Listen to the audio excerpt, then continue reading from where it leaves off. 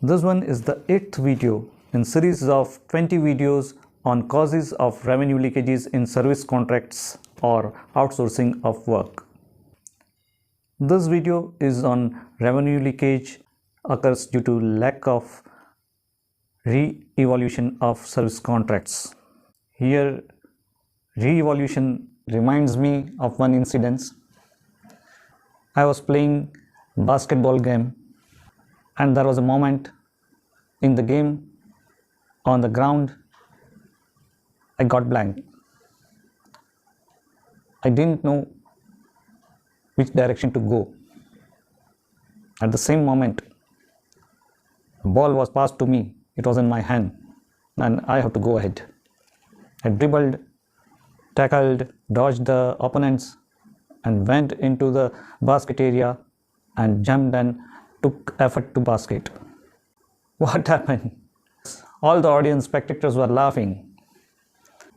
I turned around and opponents were laughing and my teammates were angry. What went wrong? And I realized that instead of going towards opponent's defense area and make a basket goal in their area, I went in the opposite direction in our own area, in our own defense area. This happens. It happens many times.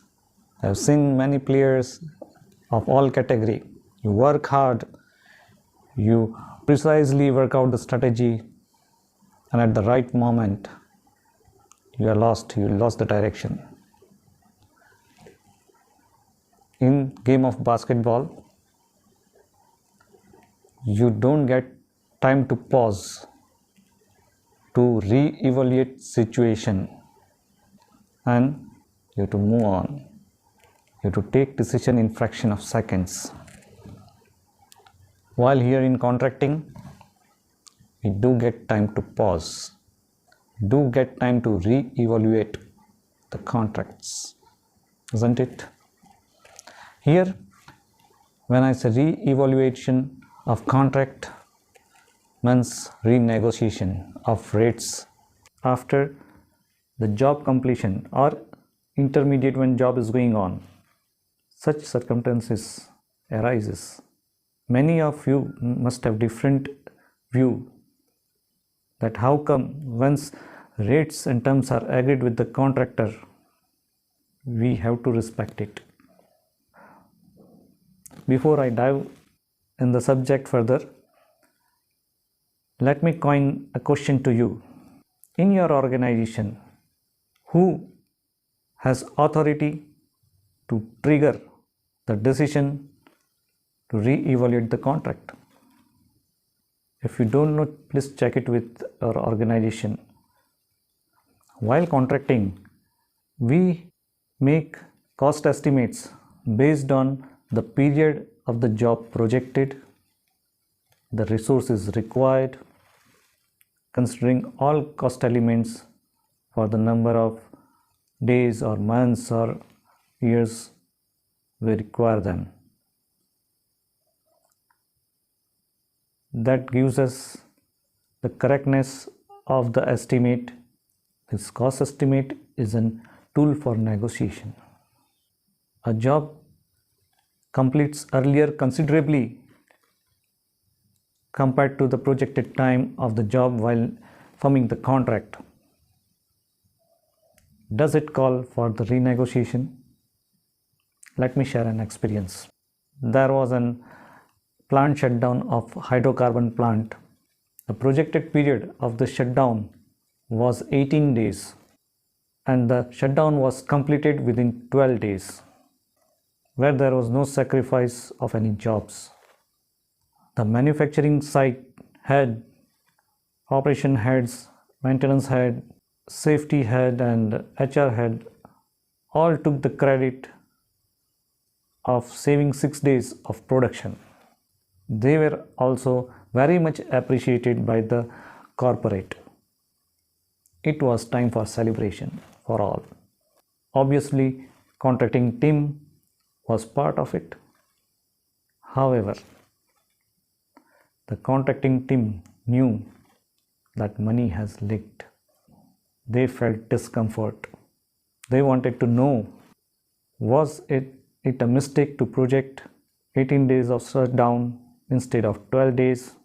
Did planning department made any mistake in projecting the period?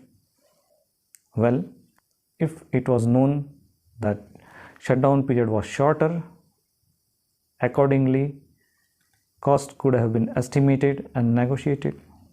They reported, the contracting team talked with the site management, contracts and procurements head, but didn't got any support. They represented to the corporate office with the functional heads. There also much of support was not there.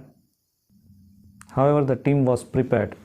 They made a report on one of the contracts of the shutdown. This contract was of mechanical maintenance and labor oriented, where 400 workmen were deployed. The rate of this workman will be depending on their skill sets, their experience and type of job. Here, for simplification, at that point of time the average cost was 1000 rupees per person for 12 hours of shift. For 400 persons, the estimated cost per day would be rupees 0.4 millions. Thus, for 18 days, it will be rupees 7.4 millions. And the shutdown, if projected for 12 days, the cost would be rupees 4.8 millions. And the difference is rupees 2.4 millions. So there is scope of negotiation, isn't it? And please note, in the shutdown, there were multiple contracts in which approx 1300 to 1400 workmen were deployed in similar nature. This opened the eyes and the team succeeded. Where in the case of the shutdown gets elongated due to reasons not attributed to contractor, does contractor ask for additional compensation for this period? And if that is payable in your organization, then it is justified that if shutdown or the job period gets earlier considerably, it is renegotiable. Since this was a major shutdown, the start date of the shutdown, the end and the completion of the shutdown dates were known. For a contracting team, for how many jobs, they are aware that today this particular job is completed. When do they get information that the job has been completed, for which they have issued the contract? Probably the team of contracting gets information very late. Well, the solution is the contract should have clause of renegotiation right from the inquiry or RFQ stage. So every vendor is known and aware about the renegotiation clause, and while finalizing contract, it is to be ensured that they have agreed with this clause. The second suggestion is there has to be system where contracting team gets the immediate information of job completion before the agency is demobilized from the site. This can save many revenue leakages. Here I shared you experience of one of the shorter duration of jobs. There could be many such categories depending upon your type of business you are in.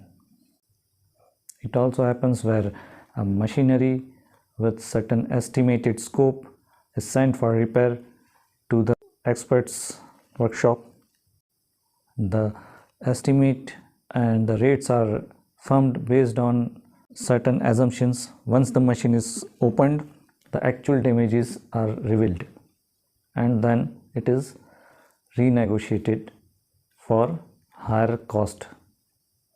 Have we negotiated for the lower cost? It happens that machine is opened and the jobs considered minimum that would incur is not happening. It is not required. It is lesser, and renegotiation should take place here. So it depends on type of job, type of business you are in with. Coming back to my coined question, that who in your organization is authorized to trigger renegotiation?